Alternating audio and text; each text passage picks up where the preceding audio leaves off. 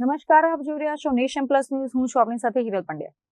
ગીર સોમનાથમાં વેરાવળ પાલિકાની ચૂંટણી માટે ઉમેદવારી પત્ર ભરવાની પ્રક્રિયાના અંતિમ તબક્કે ભારે વિવાદ સર્જાની ઘટના સામે આવી છે.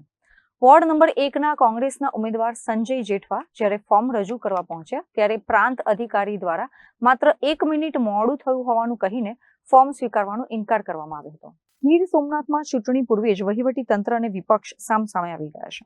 વેરાવળ પ્રાંત કચેરી ખાતે જ્યારે કોંગ્રેસના ઉમેદવાર સંજય જેઠવા ફોર્મ ભરવા પહોંચ્યા ત્યારે સમય 3:01 થયો હોવાનું કહી અધિકારીએ તેમને રોકી લીધા હતા.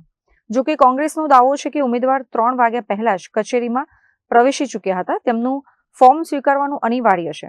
ગીર સોમનાથના ધારાસભ્ય વિમલ ચુડાસમાએ આ મામલે અત્યંત આક્રમક તેવર બતાવ્યા હતા.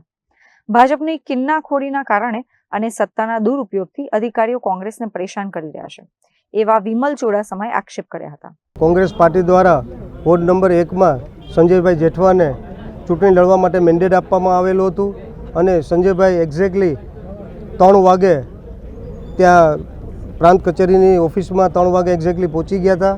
તેમના ગેટ પાસેથી પંકજભાઈ કરીને કોઈ અધિકારી દ્વારા એમને જવા ન દેવામાં આવ્યા.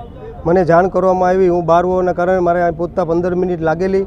ત્યારે અમે મુખ્ય ચૂંટણી અધિકારી પ્રાંત અધિકારીને જાણ કરવામાં આવી. ત્યારે એ પંકજભાઈએ પ્રાંત અધિકારી સામે કીધેલું કે ભાઈ આ ભાઈ છે એ 3 વાગે આવેલા, 3 વાગે ને 1 મિનિટે પહોંચેલા હતા. ત્યારે અમે પ્રાંત અધિકારીને કીધું કે જો 3 મિનિટ અને 1 વાગે પહોંચેલા હોય તો તમારી પાસે કોઈ સીસીટીવી ફૂટેજ હોય કે કેમેરા તમે રાખો છો ચૂંટણી પંચ અધિકારી, એ જો કેમેરાનો અમને ફૂટેજ બતાડો તો અમારે ફોર્મ ભરવાની કંઈ જરૂર નથી. પણ મને ચોક્કસ એવી રીતે લાગી રહ્યું છે ચોક્કસ કોંગ્રેસ પાર્ટી ઉપર ભારતીય જનતા પાર્ટીને ઇશારે આવા અધિકારી પંકજભાઈ જેવા અધિકારી દ્વારા રોકવામાં આવતા હોય. સવારની ફરિયાદ એમની આવતી હતી કે આ પંકજભાઈ અને બીજા જે ભારતીય જનતા પાર્ટીના એજન્ટ બની રહ્યા છે. કારણ કે સતત 5 વર્ષથી ભારતીય જનતા પાર્ટી દ્વારા એ નગરપાલિકા હોય કે તાલુકા પંચાયત હોય કે જિલ્લા પંચાયત હોય એમાં 0% કામગીરી કરવામાં આવી છે. સંપૂર્ણ નિષ્ફળ રહ્યા છે.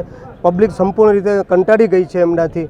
એટલે એમને આ અધિકારીનો સત્તાની જોરે અધિકારીનો ઉપયોગ કરવામાં આવ્યો છે અને કોંગ્રેસ પાર્ટીના ઉમેદવારો ફોર્મ ન ભરી શકે અને લોકશાહીમાં એમનો અધિકારી છીનવાનો પ્રયત્ન કર્યો છે. ત્યારે ખાસ કરીને જ્યારે અમારા વોર્ડ નંબર 1ના ઉમેદવાર સંજયભાઈ જેઠવાને ફોર્મ ભરવા નથી દેવામાં આવ્યું ત્યારે મેં રજૂઆત કરી. પણ મેં એમની પાસે પૂછ્યું કે તમારી પાસે કંઈ ચોક્કસ હોય એવું કહેવા માગતા હતા કે મારી ઓફિસમાં પહોંચી જવું જોઈએ. મેં કીધું કે તમારી ઓફિસ એટલે તમે એડ્રેસ પોતે તમારી સાઇન ઉપર લખેલું છે કે મારી એડ્રેસ છે પ્રાંત કચેરી, તો તમારી પ્રાંત કચેરીમાં જ હતો. છતાં પણ ભારતીય જનતા પાર્ટીની સરકાર છે એના પ્રેશરના કારણે પ્રાંત અધિકારી પણ ભાજપનો પટ્ટો પહેર્યો હોય એવું મને લાગી રહ્યું હતું.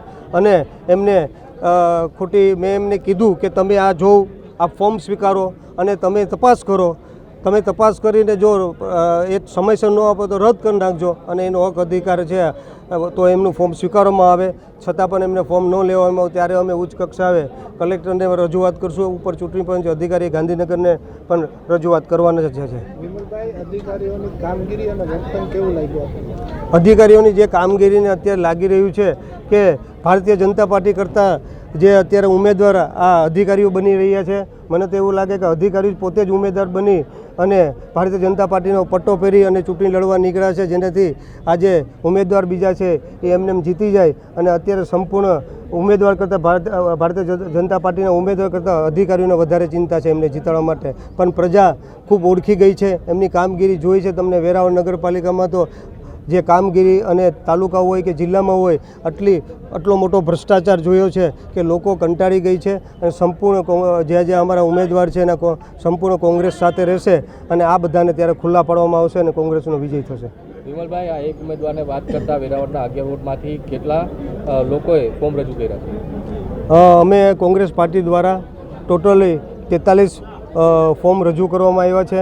એમાંથી 43 ફોર્મમાંથી સંજયભાઈનું ફોર્મ સ્વીકારવામાં નથી આવ્યું. ટોટલી વેરાવળ પાટણમાં 11 વોર્ડ છે, 44 ઉમેદવાર હોય છે. ત્યારે કોંગ્રેસ પાર્ટી દ્વારા 42 ફોર્મ રજૂ કરવામાં આવ્યા છે અને સંપૂર્ણ રીતે કોંગ્રેસ પાર્ટી તાકાતથી લડવાની છે અને પ્રજા સંપૂર્ણ રીતે આ વખતે કોંગ્રેસ પાર્ટી સાથે રહેવાની છે. પણ જ્યાં અન્યાય થઈ રહ્યો છે, અધિકારી ગમે એવો અન્યાય કરે, પણ અમારા કોંગ્રેસ પાર્ટીના સૈનિકો અને ઉમેદવારો મક્કમ છે અને મક્કમતાથી લડવાના છે. અને સંજયભાઈ જેઠવા જે છે એમનું ફોર્મ ખોટી રીતે જે રદ કરવામાં આવ્યું છે એ ચૂંટણી પંચ, કલેક્ટર હોય કે ગાંધીનગર હોય ત્યાં ફરિયાદ કરવામાં આવશે. જરૂર પડશે તો કોર્ટના દરવાજા પણ ખટખડવામાં આવશે. આખું નામ શું છે અધિકારીનું? અધિકારી તરીકે, પ્રાંત અધિકારી તરીકે હું આજે પહેલી વાર એમને મળેલો હતો. નવા જ હમણાં પ્રાંત અધિકારી આવેલા છે. આ ચૂંટણી પહેલાં જ ભારતીય જનતા પાર્ટીએ કદાચને એમની સેવા સારી કરતા હોય એટલે આ ચૂંટણી અનુલક્ષીને મેં સ્પેશિયલ કેસમાં મૂકેલા હોય. જે ઉમેદવારને તમારે રોક્યો તો એ અધિકારીનું આખું નામ શું છે? એ અધિકારીનું નામ કમલેશભાઈ છે અને એ મને સંજયભાઈ કહેવા માંગે કે આ કમલેશભાઈ છે. ત્યારે કમલેશભાઈ પોતે પ્રાંત અધિકારીની સામે સ્વીકાર્યું કે તમારી ગેટની સામે 3 વાગ્યાની 1 મિનિટ હતા, તો એમાં સમય લખ્યો છે પ્રાંત કચેરીમાં 3 વાગે હોવું જોઈએ. ખરેખર તો આ જે આખી જગ્યા છે પ્રાંત કચેરીની જગ્યા છે. એ સમય ખરેખર તો આ ગેટ છે, જે મેઇન ગેટ છે, ત્યાં 3 વાગે પહોંચી ગયો હોય તો એમને અંદર આવવું જોઈએ. આ ભાઈ તો પ્રાંત કચેરી ઓફિસની અંદર પહોંચી ગયા હતા, છતાં પણ કિનાખોરી રાખીને એમને ફોર્મ ભરવામાં નથી દેવામાં આવ્યું. અત્રે ઉલ્લેખનીય છે કે આ વિવાદને લઈને હવે કોંગ્રેસ જિલ્લા કલેક્ટરને રજૂઆત કરવાની તૈયારી કરી રહી છે. 1 મિનિટના આ વિલંબ પાછળ ટેકનિકલ કારણ શું છે અને શું ખરેખર રાજકીય દબાણ છે તે હવે તપાસનો વિષય છે. પરંતુ આ ઘટનાએ વેરાવળના રાજકારણમાં ગરમાવો લાવી દીધો છે. Mahesh Dodiya, nation plus news, Gir Somnath.